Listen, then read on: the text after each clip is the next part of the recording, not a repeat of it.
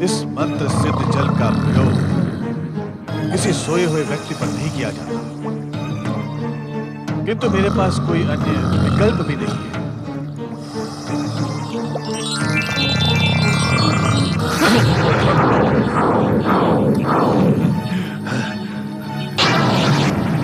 कौन हो तुम और मेरी निद्रा में बाधा डालने का साहस कैसे किया तुमने? हे मूर्ख, मैं तुम दैत्यों का गुरु शुक्राचार्य हूँ। मुझे नहीं पहचानते? शुक्राचार्य? ये नाम कुछ सुना सुना सा लगता है, किंतु इस समय मुझे निद्रा आ रही है। जाएं, कहीं और जाके अपना गुरुत्व दिखाएं। दुर्गम, इसी समय मेरे साथ पृथ्वी लोक चल। मैं तुझे तीनों लोकों का सम्राट बना दूंगा। नींद में जो जो सपने तूने देखे हैं उन्हें मैं सच करा दूंगा। चल इसी समय मेरे साथ। दुर्गम के लिए तीनों लोकों के साम्राज्य से भी बड़ी है उसकी निद्रा। मुझे सोने दो शुक्राचार्य, मुझे सोने दो। मेरी आज्ञा न मानकर तू मेरे कोप का भाजन बन जाएगा दुर्गम।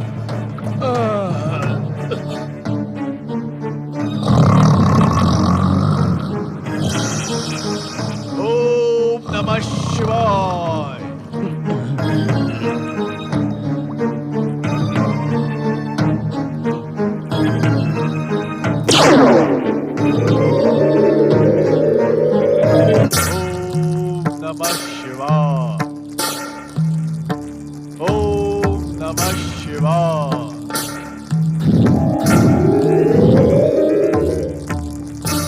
हवन कुंड से बाहर आओ दुर्गम।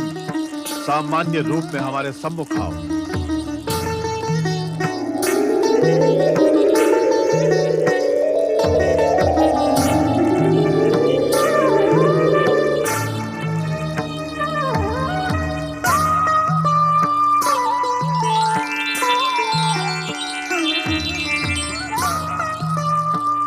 दैत्य गुरु, क्या इच्छा है तुम्हारी? इच्छा तो बहुत है। कहो। दुर्गम, मेरे अनंत प्रयासों से अब तुम पूरी तरह जाग गए हो। तुम एक महाबली, पराक्रमी, भयानक और विकराल योद्धा हो। तुम्हें महान माता दीदी की सौगंध कि तुम दैत्य संस्कृति का पुनरुत्थान करो। माता दीदी? दुर्गम, तुम सत्य में दुर्गम हो। तुम्हारे मन तक पहुंचना कठिन है, किंतु अब तुम पूरी तरह सचेत हो। हाँ, दैत्य माता दीदी का नाम सुनकर मैं पूर्ण रूप से सचेत हूँ। हाँ दुर्गम, तुम उसी महान माता दीदी की संतान हो, दैत्यों के वंशज हो। अब सोना बहुत हुआ।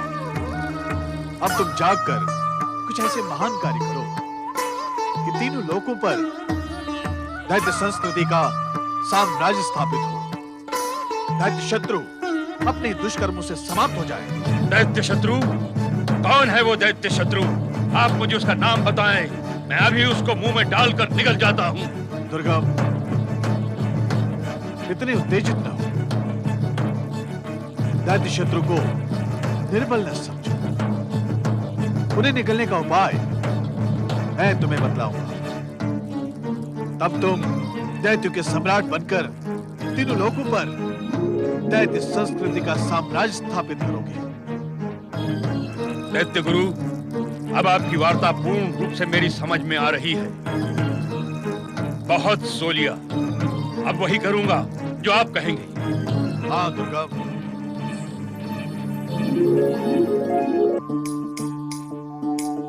नारायण नारायण।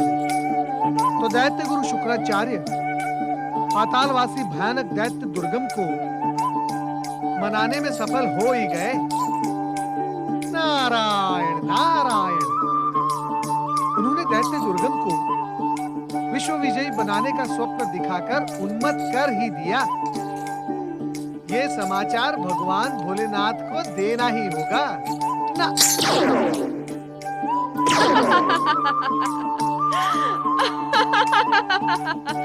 क्या बात है सखी वीणा देवी, आज आपने नारद का संग क्यों त्याग दिया? आपकी संगत का त्याग न करूं तो क्या करूं देव ऋषि। मैं कुछ समझा नहीं सखी वीणा देवी। आपका संग पाकर नारद सदैव गर्व की अनुभूति करता है मनमोहिनी। गर्व की अनुभूति करने वाले को दूसरे का दुख दिखाई नहीं पड़ता। दुख? किसका दुख मनमोहिनी सखी? मेरा दुख। आपका दुख? हाँ, मेरा दुख। क्या देव ऋषि नारद का कार्य मात्र समाचारों का आदान प्रदान करना भर है? हाँ देवर्षि नारद, क्या आपके पास अपने प्रिय सखी वीणा देवी एवं प्रिय मित्र खड़ताल के लिए एक क्षण का भी समय है? देव ऋषि, क्या आप अपने महान पद की गरिमा भूलकर मात्र संदेशवाहक बनने के इच्छुक हैं? नहीं नहीं वीणा देवी, मैं तो समाचार। हाँ हाँ बोलिए। क्या देवर्षि नारद संदेशों के इधर उधर पहुंचाने के अतिरिक्त अपना एक भी कार्य बता सकते हैं? किंतु इन समाचारों में जगत का कल्याण छिपा हुआ है। क्या ये सब भगवान भोलेनाथ तक पहुंचाना अनुचित है? ये हमारे प्रश्न का उत्तर नहीं है देव ऋषि। यदि आपको संदेशों के आदान प्रदान में उलझे रहना है तो हमारा त्याग क्यों नहीं कर देते संदेशवाहक नारद जी? क्या क्या कहा? संदेशवाहक नारद जी? हाँ हाँ, अब केवल आपके सखा सखी ही नहीं, सारा संसार इसी नाम से संबोधित करेगा। नहीं नहीं, ऐसी स्थिति में नारद अपने स्वभाव का अविलंब परित्याग कर देव ऋषि पद की गरिमा के साथ ही जीवन जिएगा। आप दोनों का धन्यवाद करने के लिए मेरे पास शब्द नहीं है मित्रों। आप दोनों ने मुझे सत्य का ज्ञान करवाकर देव ऋषि पद की गरिमा की रक्षा की है। भविष्य में देव ऋषि नारद समाचारों को इधर उधर करने का काम कदापि नहीं करेगा। देवर्षि नारद किसी के अनुचर थोड़े ही हैं। हाँ हाँ, देव ऋषि पद मैंने किसी की कृपा से नहीं अपितु अपने पुरुषार्थ से पाया है।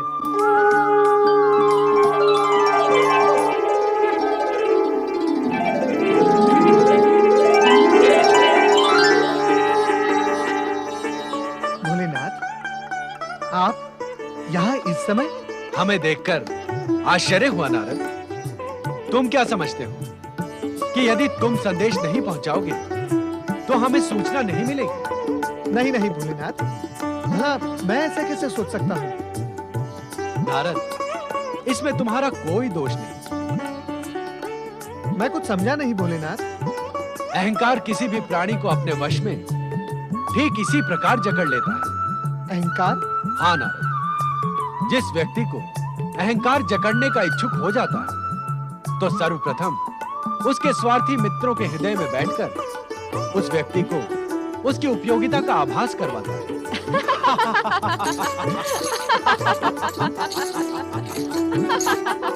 भोलेनाथ। हाँ ना, तदोपरांत उसके वही स्वार्थी मित्र उसकी उचित अनुचित प्रशंसा का बखान करते हैं। प्रशंसा का भाव ज्यों-ज्यों व्यक्ति को अच्छा लगता है त्यों-त्यों वो अहंकार के भ्रम में उलझता जाता है। आप मुझ पर सदैव कृपालु रहे भोलेनाथ। अहंकार के महासागर से इस दीनहीन नारद की रक्षा करे भोलेनाथ। नारद, तुम हमें बहुत प्रिय हो, परंतु इतना भी नहीं जानते कि हम अहंकार का भोजन करते हैं। अहंकार को बचाने में ही हमें आनंद प्राप्त होता है। प्रभु भक्तवत्सल परमेश्वर, मेरे अहंकार का भी भोजन करें। प्राय हम अहंकार में उलझे व्यक्ति का शीघ्र उपचार नहीं करते, उसे भटकने देते। शिखर पर पहुंचा उसका अहंकार स्वयं उसके सर्वनाश का कारण बन जाता है और तब हमारा प्रचंड क्रोध उस शिखर पर पहुंचे अहंकारी का भोग लगता है। किंतु किंतु किंतु क्या भोलेनाथ? तुम हमारे प्रिय और परम भक्त हो ना, तुम अहंकार के भ्रम में उलझो, यह हम कदापि स्वीकार नहीं कर सकते। सर्वेश्वर, आपने इस दीनहीन नारद की लाज रख ली। मैं इसी क्षण अपने दोनों स्वार्थी मित्रों का परित्याग कर। नहीं नारद, इनकी विश्वसनीयता पर संदेह न करो। किंतु प्रभु, इन दोनों ने ही तो। जानता हूं, किंतु इसमें दोष इनका नहीं, तुम्हारा है। मेरा? हाँ नारद, तुम्हारा। यदि तुम अपने मित्रों को पीड़ा पहुंचाओगे तो उनके हृदय में उठने वाली व्यथा का लाभ अहंकार उठाएगा ही। भोलेनाथ, मैंने ये पीड़ा पहुंचाई? तनिक विचार करके बताओ ना कि तुमने इन पर कब से कोई मधुर राग नहीं छेड़ा है। इन्हें तुम्हारे संग की अत्यधिक आवश्यकता है। मैं क्या करूं भोलेनाथ? जगत कल्याण के दायित्व से मेरे पास एक क्षण भी शेष नहीं बचता है। इसका भी उपचार हमारे पास है। सुनिए वीणा देवी। जी भोलेनाथ। और खड़ताल जी, आप जी भोलेनाथ।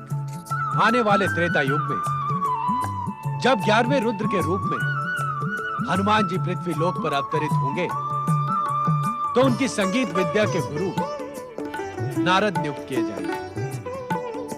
हनुमान शिक्षा के मध्य नारद आप दोनों का भरपूर प्रयोग करके आप दोनों को तृप्त कर देंगे। जय भोलेनाथ। जय शिव शंकर।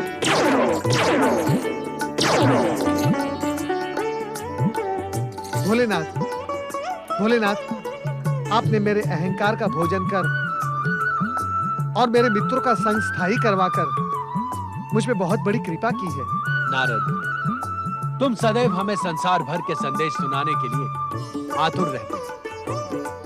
समाचारों को रोचक बनाने के लिए नए नए नाटकों की रचना भी करते हो। तुम्हारा अभिनय हमें प्रिय है भक्त, वैसे ही बने रहो। ऐसा ही होगा भोलेनाथ, ऐसा ही होगा। नारद, तुम्हें हमारा एक कार्य संपन्न करना है। आज्ञा करे भोलेनाथ। किंतु उससे पहले एक नए समाचार का ज्ञान हम तुम्हें करवा दें। समाचार? जिसको जानने का उद्वेलन विगत बहुत समय से तुम्हें व्यग्र कर रहा है। तुम यही जानने के इच्छुक हो कि यह दुर्गम किस सीमा तक पहुंचेगा। हाँ भोलेनाथ। तो सुनो ना, यह दुर्गम वहां तक पहुंचेगा जहां आज तक कोई दैत्य नहीं पहुंचा। अभी इतना ही समझ लो। इसके आगे की कथा जानने के लिए नया नाटक न करना। हर हर महादेव, हर हर महादेव। भोलेनाथ, अब आप अपने इस अनुचर को कार्य की आज्ञा दें। दुर्गम के पृथ्वी लोक पर प्रकट होने की सूचना अपनी शैली में देवी पार्वती तक पहुंचा दें और यह भी बता देना कि ब्रह्मा, विष्णु, महेश तथा गणेश इनमें से कोई भी दुर्गम का वध नहीं कर पाएगा। ओम नमः शिवाय। नारायण नारायण। ओम नमः शिवाय। ओम नमः शिवाय। ओम नमः शिवाय। ओम नमः शिवाय। ओम नमः शिवाय। ओम नमः शिवाय। प्रणाम गुरुदेव। दैत्य गुरु, इस आश्रम में बहुत समय व्यतीत हो चुका है। अब आप सब आचार विचार छोड़कर मुझे आदेश दें कि मुझे करना क्या है। इतने अधीर मत बनो दुर्गम। गुरुदेव, जीवन के इतने वर्ष मैंने गहन निद्रा में व्यतीत कर दिए हैं। अब अधीर न बनूं तो क्या करूं? जब ही जागृत हुए तभी भोर। अब मैं पूर्ण रूप से जागृत हो चुका हूं गुरुदेव, और मेरी आयु भी तरुणाई छोड़ प्रचंड युवक का रूप धारण कर चुकी है। तो सुनो दुर्गम,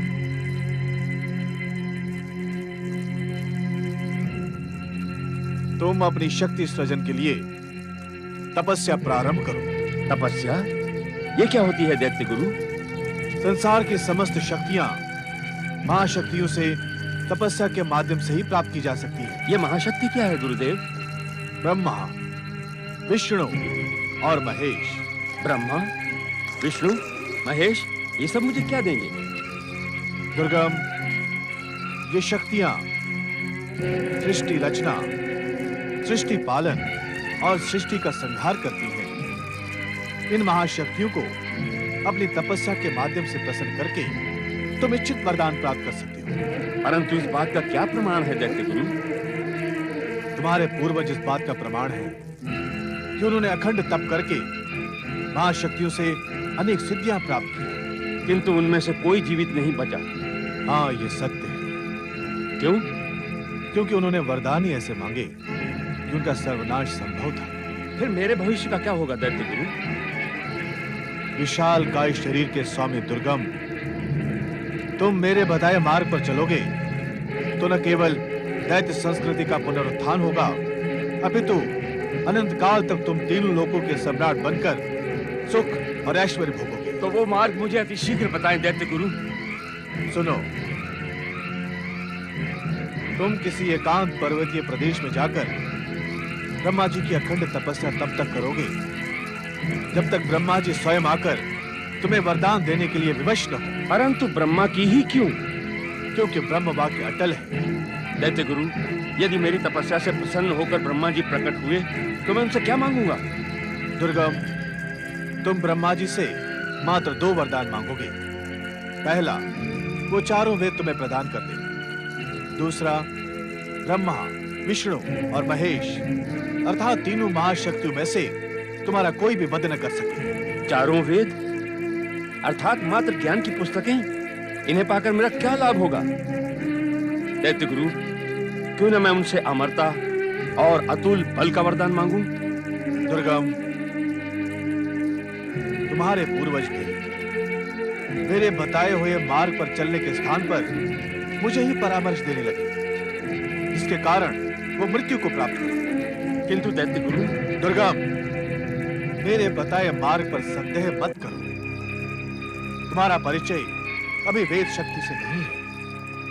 वेद मात्र ग्रंथ और पुस्तक नहीं है। तो क्या है दैत्य गुरु? वेद नियति और प्रकृति के गूढ़तम रहस्यमयी शक्तियों के केंद्र हैं। देवगण वेदों के श्लोकों द्वारा दी जाने वाली आहुतियों से शक्ति प्राप्त करते हैं। अच्छा दैत्य गुरु। हाँ दुर्गम,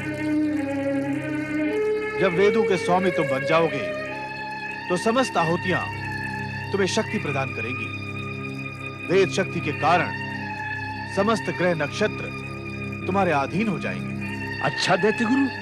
हाँ दुर्गम, तुम्हारी इच्छा से समस्त ब्रह्मांड को क्रियाशील बनाए रखने वाला ज्ञान का प्रकाश अज्ञान के अंधकार में परिवर्तित हो जाएगा। तब समस्त ब्रह्मांड तुम्हारे सम्मुख विवश हो जाएगा।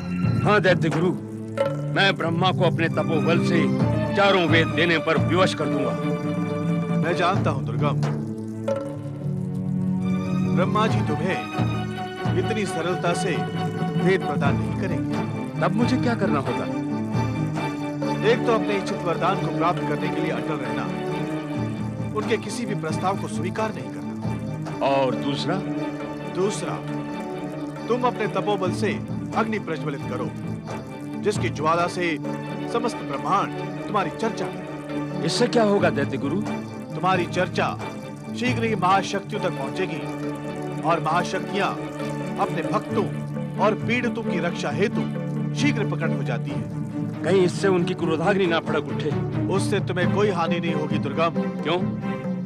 क्योंकि तपस्यारत व्यक्ति का संहार न करने का निर्देश वेद ही देते हैं और महाशक्तियां वेदों के ज्ञान का उल्लंघन नहीं करती। ठीक है दैत्य गुरु, अब मैं आपके बताए दोनों वरदान लेकर ही वापस आऊंगा। ठहरो दुर्गम, तुम्हारा आत्मविश्वास मुझे ये विश्वास दिला रहा है कि तुम अपने अनुष्ठान में सफल होगे। चारों वेदों को प्राप्त करने के लिए ब्रह्मा की भांति तुम्हें 4 हाथों की आवश्यकता होगी। मैं अपनी सिद्ध मंत्र शक्ति से तुम्हें 2 और हाथ प्रदान करता हूं। ओम नमः शिवाय।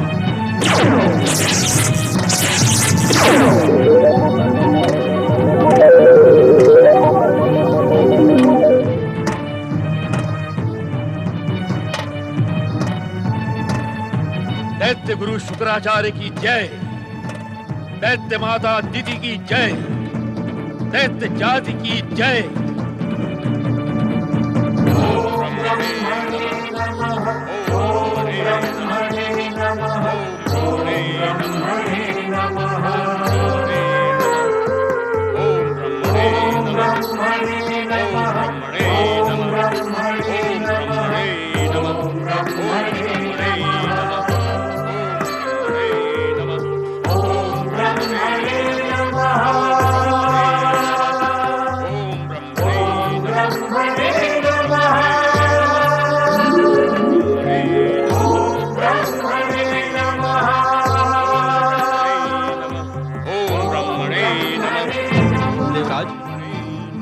आप भी वही देख रहे हैं जो मैं देख रहा हूँ? हाँ वरुण देव, मैं भी इस दुर्गम की 4 भुजाएं देख रहा हूं। समझ में नहीं आता कि ये शुक्राचार्य की किस कूटनीति का संकेत दे रही है। आपने अक्षरशः सत्य कहा देवराज। इसकी 4 भुजाओं के पीछे अवश्य ही शुक्राचार्य की कोई कुटिल बुद्धि होगी। किंतु वो क्या हो सकती है? ओम ब्रह्मणे नमः। देवगण, मैं देख रहा हूं कि आप दिन प्रतिदिन स्वर्ग की सतर्कता के प्रति उदासीन होते जा रहे हैं। ये आप क्या कह रहे हैं देवराज? यही पवन देव कि आप 2400 प्रहर वायु बनकर पृथ्वी लोक पर विचरण करते हैं। क्या आपके वायु स्वरूप ने दुर्गम की 2 नई भुजाओं का रहस्य अनुभव नहीं किया?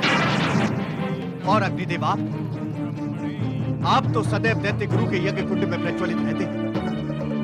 क्या आपको भी इन भुजाओं का रहस्य नहीं मालूम? क्या ये देव राजेंद्र आप सभी पर विश्वास करना समाप्त कर दे? क्षमा करें देवराजेंद्र, आप हमारे कार्यों की नई परिभाषा गढ़ने का प्रयास कर रहे हैं। अर्थात अग्नि का कार्य है प्रज्वलित होकर चेतना का संचार करना और संसार के प्रदूषण को समाप्त करना। वायु का कार्य है प्राणवायु बनकर जीवन स्थिर करना और वरुण का कार्य है जल से त्रसित प्राणियों को तृप्त करना। सृष्टि कल्याण के कार्यों में हम सब निरंतर लगे रहते हैं, किंतु यदि आपकी इच्छा है कि हम आपकी सत्ता के लिए गुप्तचरी का कार्य करें तो यह संभव है। अग्निदेव, आपका स्वभाव उग्र है, किंतु आपको यह सदैव स्मरण रखना होगा कि आप किसके सम्मुख खड़े हैं। मैं उस मर्यादा का सम्मान सदैव करता हूं देवराज, किंतु आपकी हमसे अपेक्षा जब स्तर से नीचे गिर जाती है तो हम विवश हो जाते हैं। क्षमा करें देवराज, इस विषय को यहीं पर विराम देकर महाशक्तिशाली दुर्गम की नई 2 भुजाओं पर विचार करें तो उचित होगा। आप संभवतः ठीक ही कह रहे हैं। यदि देवर्षि नारद यहाँ होते तो हमारी समस्या का समाधान अवश्य ही हो जाता। निस्संदेह देवऋषि नारद के समक्ष यह रहस्य नहीं रह गया होगा। देवगण, हमें तो एक ही विकल्प दिखाई पड़ता है। कौन सा विकल्प देवराज? हमें परमपिता ब्रह्मा जी के पास चलकर इन 2 नई भुजाओं के रहस्य को पूछना होगा। हमारी समस्या का समाधान वे ही करेंगे। श्रेष्ठ भक्त बने रहो नारद। माता, मुझे इसी आशीर्वाद की आवश्यकता है। कहो नारद, क्या समाचार है? माता, भोलेनाथ ने मुझे आपके लिए। स्वामी तुम्हें कहाँ मिले नारद? अभी वे आकाश मार्ग में गगन विहार कर रहे थे। एकांगी ही गगन विहार कर रहे थे, मुझे बिना बताए? ये क्या अच्छी बात है नारद? माता, जैसे भगवान भोलेनाथ अनंत हैं, वैसे ही उनकी लीलाएं भी अनंत हैं। भला मैं कहाँ समझ पाऊंगा? मैं तो बस उनका एक विशेष संदेश लेकर आपकी सेवा में उपस्थित हुआ हूँ। तो शुक्राचार्य ने नया दैत्य पृथ्वी पर प्रकट कर ही दिया। माता, यही संदेश लेकर तो मैं यहाँ आया था। भोलेनाथ से प्रोत्साहन पाकर शुक्राचार्य को ये तो करना ही था। माता, ये पातालवासी दैत्य दुर्गम बहुत ही भयानक और विकराल है। मुझे ज्ञात है कि दुर्गम को स्वयं भोलेनाथ, श्रीहरि, ब्रह्मा जी एवं गणेश से अबध्य का आशीर्वाद प्राप्त है। माता, फिर तो ये तीनों लोक में सर्वनाश की भूमिका रच देगा। नहीं नारद, इस दुर्गम के सर्वनाश की भूमिका इस बार स्वयं मुझे रचनी है।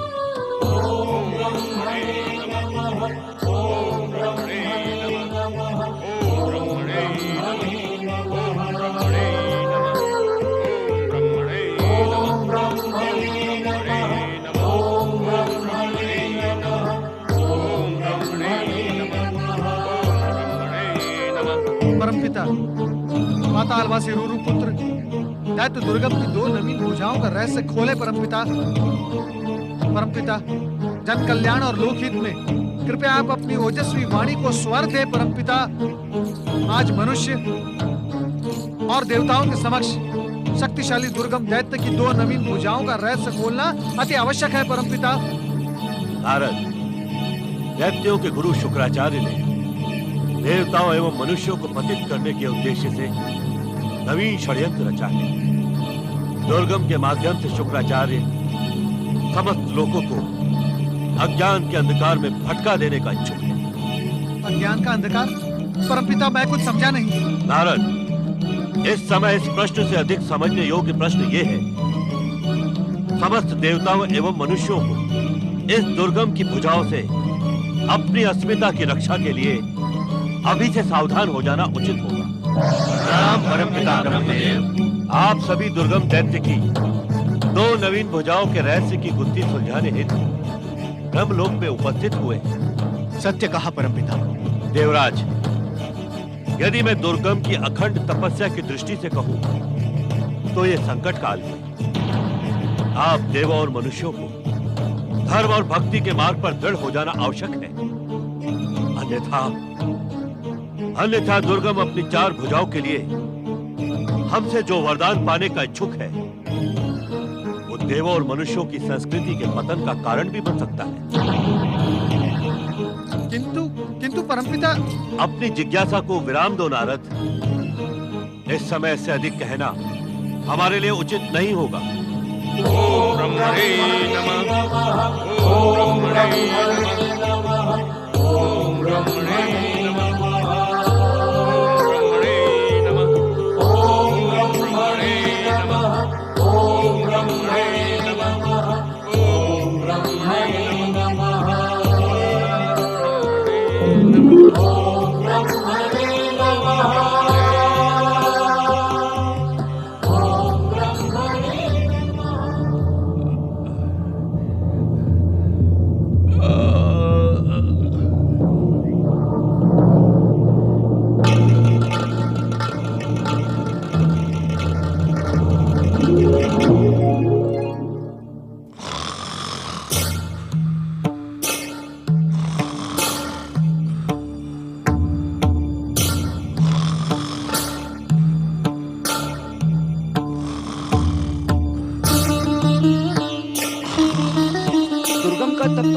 देवराज, आपको शत शत शुभकामनाएं।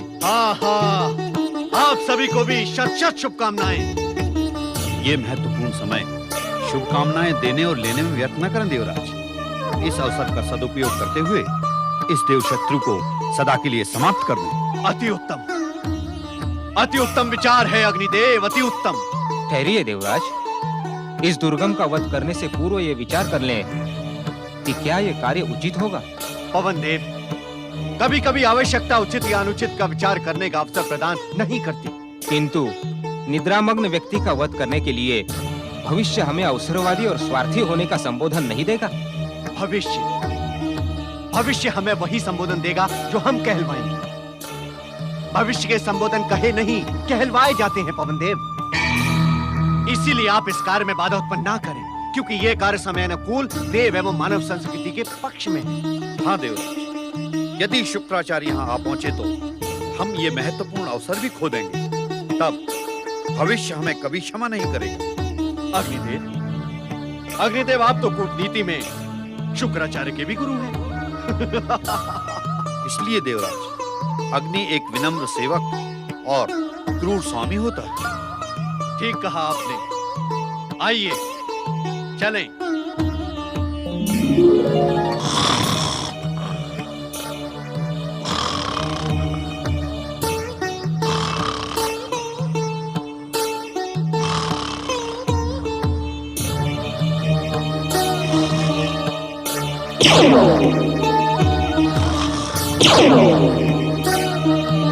दुष्ट दुर्गम, मैं तुझे जीवित नहीं छोड़ूंगा। गुरु शुक्राचार्य, आप तो देवताओं के राजा हैं देवराज इंद्र। धर्म, नीति और मर्यादा की रक्षा करना आपका कर्तव्य है। एक निद्रा मग्न व्यक्ति की हत्या करने की आज्ञा आपको आपका धर्म देता है। इस अपराध की शिक्षा देवताओं को किस नीति शास्त्र से प्राप्त हुई है? आपके गुरु बृहस्पति ने आपको ऐसे ही नीचतापूर्ण कार्यों का पाठ पढ़ाया है। ये प्रश्न शिक्षा, नीति तथा धर्म का नहीं है दैत्य गुरु, अपितु एक राजा के कर्तव्य का है। किस कर्तव्य का स्मरण करवा रहे हैं आप? किस कर्तव्य का? यदि अवसर मिलने पर भी शत्रु को जीवित छोड़ दूं, तो क्या भविष्य इंद्र को क्षमा कर सकेगा? भविष्य आपको क्षमा करे न करे, लेकिन ये शुक्राचार्य आपको कभी क्षमा नहीं करेगा। आपके क्षमादान के हम आकांक्षी भी नहीं है दैत्य गुरु। दुर्गम हमारा शत्रु है। हाँ, ये हमारा घोर शत्रु है।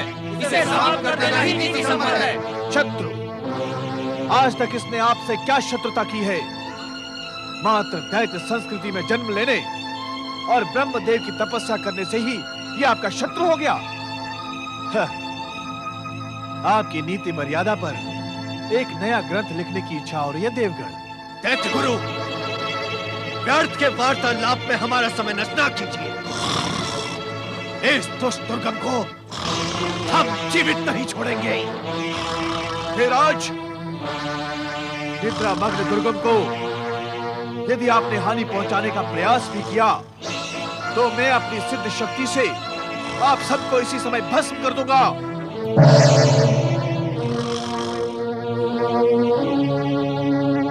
अपने भक्तों को नीति का पाठ पढ़ाओ। जगत पालक श्री हरि विष्णु। नारायण नारायण। श्री हरि, नारद का प्रणाम स्वीकार करें। नारद, दुर्गमासुर की 4 भुजाओं के विषय में पूछा जाने वाला तुम्हारा प्रश्न अब व्यर्थ हो चुका है। श्री हरि, मैं कुछ समझा नहीं। नारद, दुर्गमासुर ने थककर अपनी तपस्या का त्याग कर दिया है। अब वो पुनः तुम्हारी तरह ही 2 भुजाधारी हो गया है। श्री हरि, ये तो शुभ समाचार है। समस्त जगत एक भयानक विपत्ति के सम्मुख जाने से बच गया। नारद, ये प्रसन्न होने का समय नहीं है। श्री हरि, दुर्गमासुर की तपस्या की समाप्ति ये प्रसन्न होने का ही तो विषय है। भले ही दुर्गमासुर ने थककर अपनी तपस्या का त्याग कर दिया हो, किंतु शुक्राचार्य की महत्वाकांक्षा थकने वाली नहीं है। वो पुनः उसमें तपस्या का उन्माद जगाकर दैत्य जाति के पुनरुत्थान का प्रयास करेगा। नारायण नारायण। तब तो मेरा प्रश्न व्यर्थ नहीं हुआ भक्तवत्सल। मैं तो केवल ये जानने का इच्छुक हूँ कि परमपिता ब्रह्मा जी को प्रसन्न करने के पश्चात दुर्गमासुर कौन सा वरदान मांगेगा। कौन सा नहीं नारद, कौन से वरदान। दुर्गम अपने गुरु शुक्राचार्य की प्रेरणा पर ब्रह्मा जी से 3 वरदान प्राप्त करेगा। ये तीनों ही वरदान अद्भुत तथा दैत्य शक्ति के पुनरुत्थान के लिए पर्याप्त होंगे। इनसे देवताओं तथा मानव जाति के पतन की संभावनाएं बढ़ेंगी। प्रभु, नारद, तुम देवों के ऋषि तथा समाज कल्याण के सबसे प्रखर कार्यकर्ता हो। इसीलिए इस संकट की घड़ी में तुम्हारा कर्तव्य है कि तुम देवताओं और मानवों को धर्म और चरित्र रक्षा के लिए सावधान करो। किंतु श्रीहरि, रोचकता तथा अभिनय से नए नए प्रश्न करने का स्वभाव इस समय छोड़ दो नारद। तुम्हारे कर्तव्यों का निर्धारण हो चुका है। शीघ्र ही सारी घटनाएं तुम्हारे सामने स्पष्ट हो जाएंगी। फिर प्रश्नों की आवश्यकता ही नहीं रह जाएगी। जो आज्ञा श्री हरि। दुर्गमासुर, तुम्हें दैत्य माता दिति, महान दैत्य जाति एवं मेरी सौगंध है कि अब तुम ब्रह्मा से वरदान प्राप्त करने के पश्चात ही तपस्या से उठना। दैत्य गुरु, आपने अधर्मी इंद्रादि देवताओं से मेरी रक्षा कर मुझे नवजीवन प्रदान किया है। मेरी हर श्वास आपको समर्पित है। आप मुझे आशीर्वाद दें कि मैं वो सब प्राप्त कर सकूं जिसको प्राप्त करने की आज्ञा आपने मुझे दी है। दुर्गमासुर, मेरा आशीर्वाद सदैव तुम्हारे साथ है। जाओ, तुम अपनी तपस्या में सफल हो।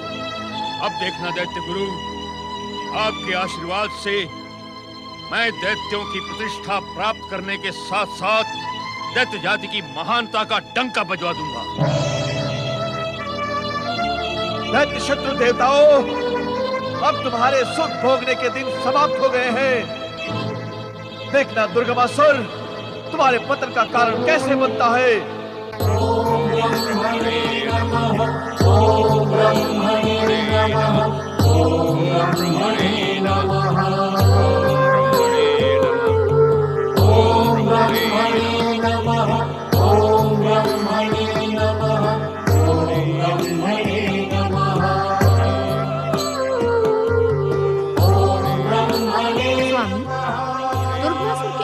मंत्र के स्वर आप सुन रहे हैं? ओम ब्रह्मणे नमः, ओम ब्रह्मणे नमः, ओम ब्रह्मणे नमः, ओम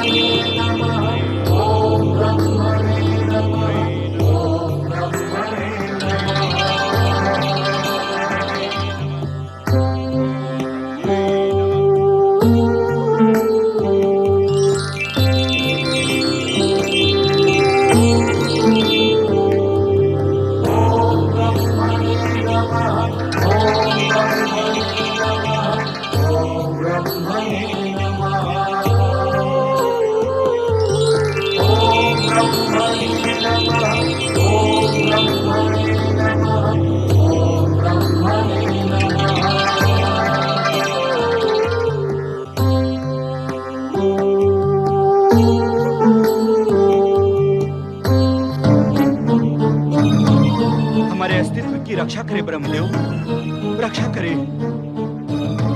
हम आपके सानिध्य में सुरक्षित हैं ब्रह्मदेव। दुर्गमासुर हमारी दुर्गति कर देगा। वेद मानवों के लिए धर्म और देवताओं की शक्ति है, हमारी रक्षा करें ब्रह्मदेव। ब्रह्मदेव, वेदों को पाकर दुर्गमासुर उसकी रहस्यमय शक्ति पर अधिकार कर समस्त ब्रह्मांड को अज्ञान के अंधकार पूर्ण वातावरण में रहने के लिए विवश कर देगा। हमारी रक्षा करें ब्रह्मदेव, हमारी रक्षा करें। ऋग्वेद, यजुर्वेद, सामवेद और अथर्ववेद, आप भयभीत न हो वेद ऋषियों। जो भी होगा वो भगवान शिव की इच्छा से ही होगा। आप निरंतर शिव आराधना करें, निश्चित रूप से आपका कल्याण होगा।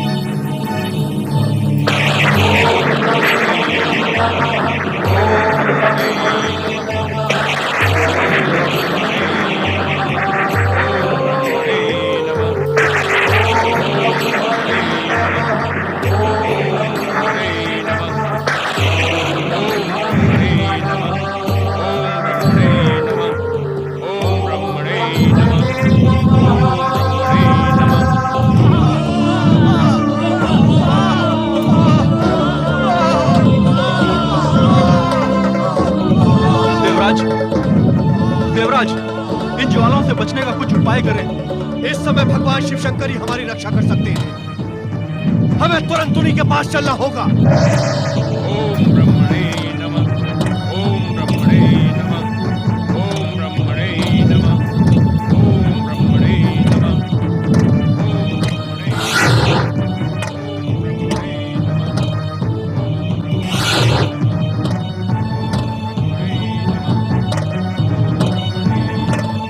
देवी सरस्वती, आप अविलंब अदृश्य हो जाएं।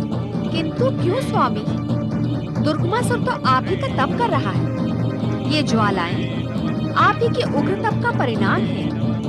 क्या ब्रह्मदेव को भी इन मंत्र पूजित ज्वालाओं से भय है? ज्ञान की देवी सरस्वती, ये समय बातों में व्यर्थ व्यतीत न करें। समय से पूर्व और शिवेच्छा के बिना हम दुर्गमासुर के हाथों में वेदों को नहीं सौंप सकते। आप शीघ्र अदृश्य हो जाइए। ओम ब्रह्मणे नमः, ओम ब्रह्मणे नमः, ओम ब्रह्मणे नमः, ओम ब्रह्मणे नमः।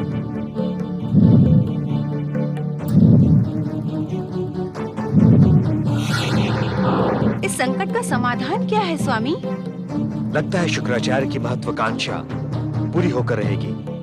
ब्रह्मदेव को दुर्गमासुर को उचित वरदान देना ही पड़ेगा, तभी इस समस्या का समाधान होगा। देवी, ओम नमो भगवते सांब सदा शिवाय।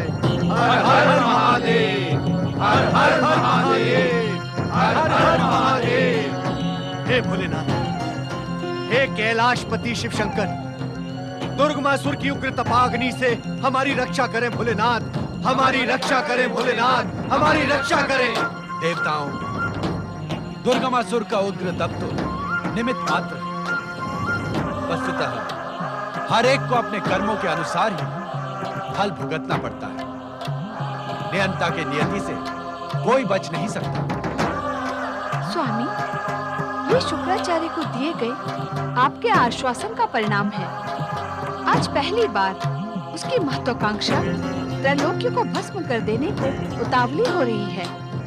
अब आप शुक्राचार्य को आज्ञा दें कि दुर्गमासुर की तपस्या समाप्त करवा दें। तुम असुरों पर अन्याय कर रही हो देवी। क्यों स्वामी?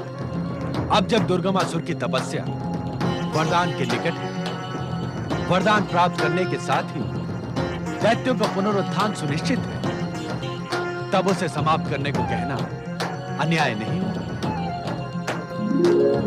भोलेनाथ, दुर्गमासुर की तपस्या से मैं धर्म संकट में पड़ गया हूँ।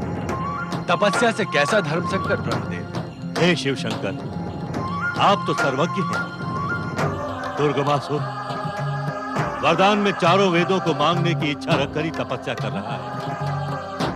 अब उसे वेद देता हूँ तो धर्म संकट, अथवा उसे वरदान देने नहीं जाता हूँ तो धर्म संकट। यदि वेद असुर शक्ति के अधीन हो गए तो सारे संसार से ज्ञान का प्रकाश लुप्त हो जाएगा। ज्ञान, धर्म और सदाचार का नाश होगा और मनुष्यों का जीवन अंधकारमय हो जाएगा। इस संकट से उबारने के लिए मेरा मार्गदर्शन करें भोलेनाथ। दुर्गमासुर जो भी वरदान मांगेगा उसे आपको देना ही पड़ेगा ब्रह्मदेव। सृष्टि के नियमों से हम त्रिशक्तियां विमुख नहीं हो सकते।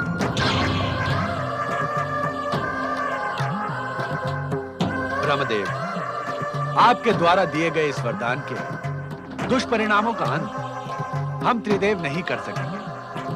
इसके लिए आपको शक्ति की शरण में जाना होगा।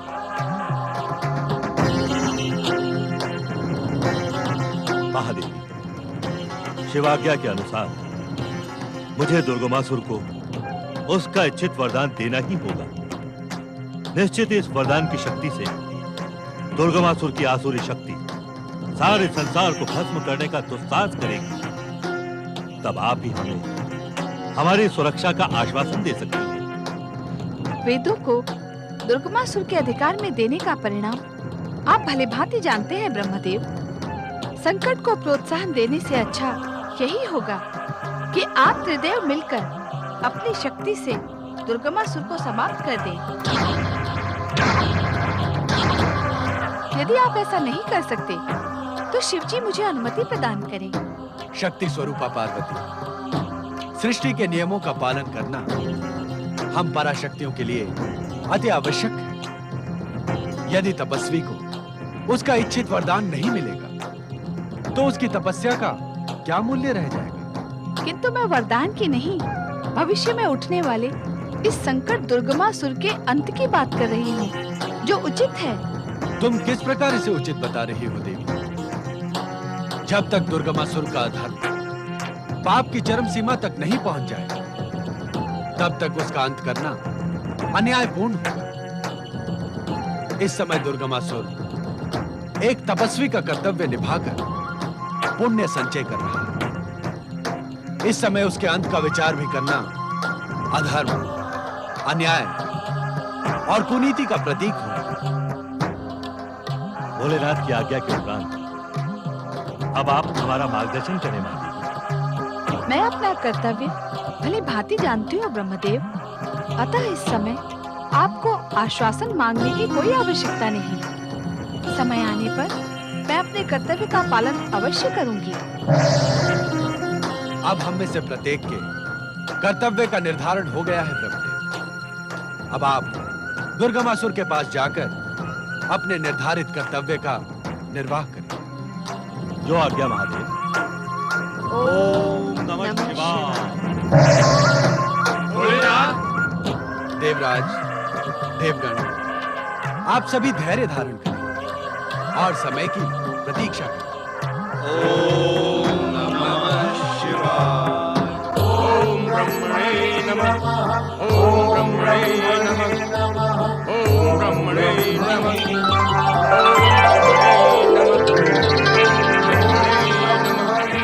ओम ब्रह्मणे नमः।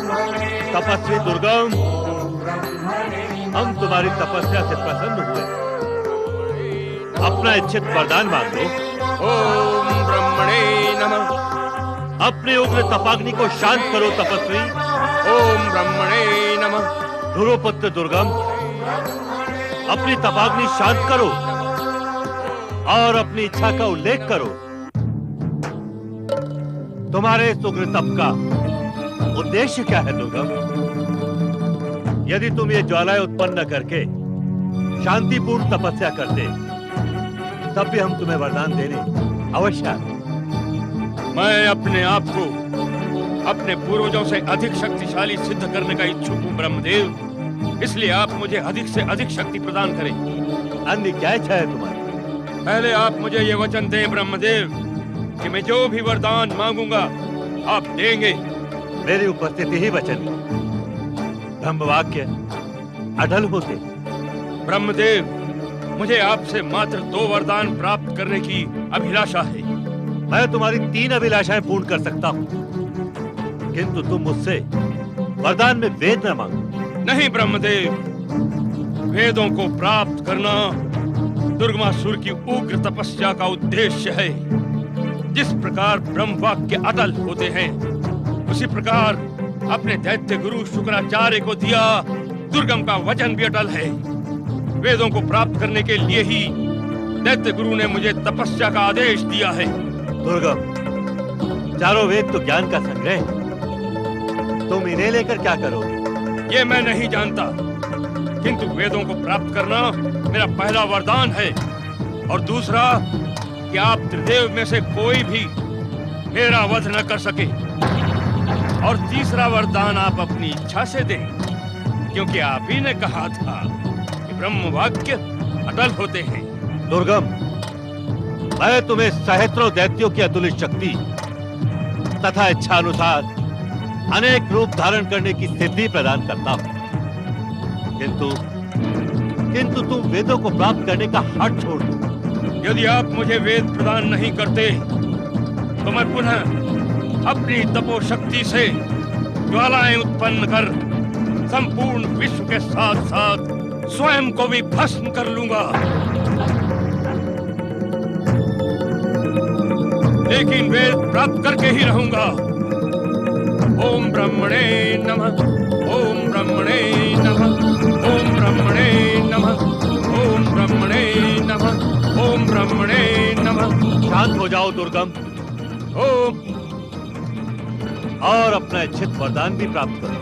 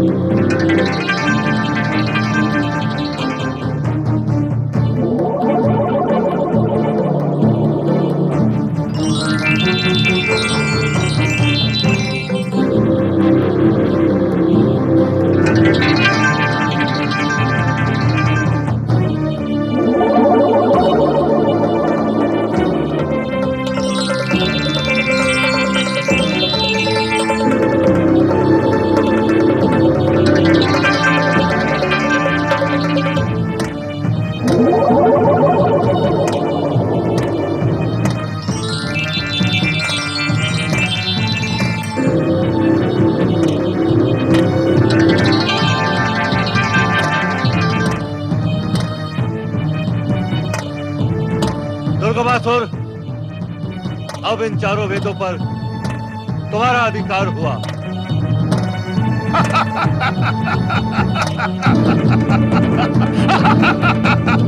हमारी रक्षा करें ब्रह्मदेव। हमें इस दुष्ट दानव को ना दे ब्रह्मदेव। हम आपके शरणागत हैं ब्रह्मदेव। शरणागतों की रक्षा आप त्रिशक्ति ही कर सकते हैं ब्रह्मदेव। इस समय हम विवश हैं वेद ऋषियों। नियंता तथा शिवेच्छा भी यही है।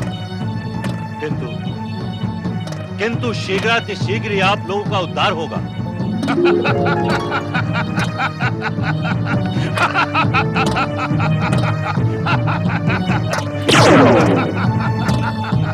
सारे ब्रह्मांड के ज्ञान के भंडार, चारों वेद अब दुर्गमासुर के अधीन हैं। आओ आओ, मैं तुम्हें पाताल लोक ले जाऊंगा। आओ